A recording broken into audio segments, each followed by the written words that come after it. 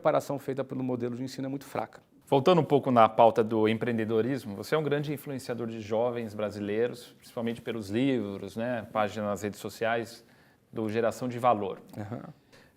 No Brasil ainda não tem essa visão que se você empreender e não der certo, você fracassar, você não pode ter uma segunda, terceira, quarta tentativa. E você tem trabalhado muito também em negócios aqui nos Estados Unidos. Como você enxerga no Brasil essa questão e em outros países que têm visões diferentes?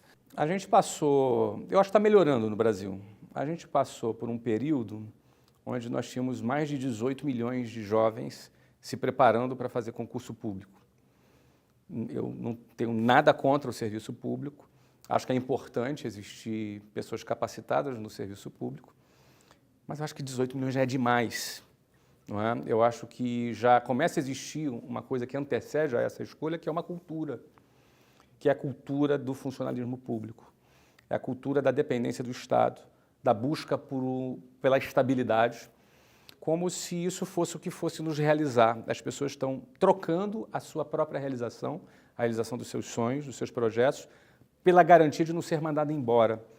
Eu acredito que isso é pensar muito pequeno, isso é muito pouco. Não estou dizendo que as pessoas não possam trabalhar no serviço público. Não tem nada de indigno nisso. O Brasil precisa de bons servidores públicos, mas a busca pela estabilidade é uma cultura medíocre que começou a ser difundida no Brasil.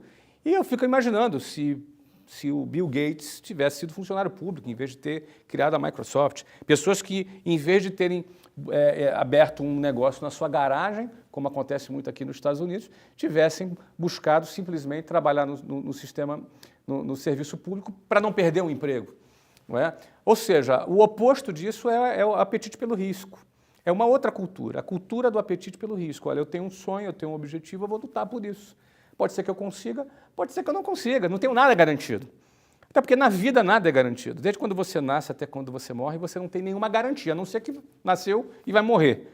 Não é? Então não existe nada garantido. Nem a própria estabilidade no serviço público. Como a gente vê hoje no Brasil, muitos funcionários públicos não estão recebendo salário. Basta uma crise econômica, a lei muda, algumas pessoas são demitidas. Ou seja, a estabilidade não existe, essa é uma frase que eu costumo repetir.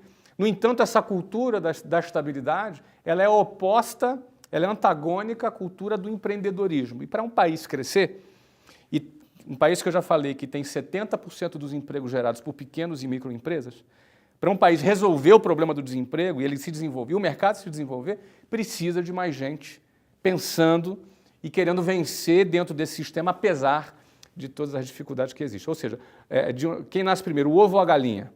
Quem nasce primeiro é a mentalidade do empreendedor. É o cara que no meio do caos ele vai conseguir enxergar uma saída, ele vai ter a coragem de abraçar essa saída e ele vai, no meio da lama, despertar ali uma flor bonita, ou no meio do deserto ele vai criar um oásis e a partir daí as coisas começam a se desenvolver. Ou seja, as pessoas têm muitas vezes a impressão que tem que estar num lugar perfeito, num lugar de ambiente econômico perfeito, de ambiente político perfeito, que aí sim, agora eu posso empreender. Não, não é verdade. Tem gente fracassando na Noruega, tem gente fracassando nos Estados Unidos, na Singapura, e tem gente vencendo na África, tem gente vencendo no Brasil, tem gente vencendo em países que têm um ambiente muito menos favorável. Então, quem nasce primeiro entre o ovo e a galinha é a atitude empreendedora que nasce primeiro. A partir daí, as outras coisas elas acontecem.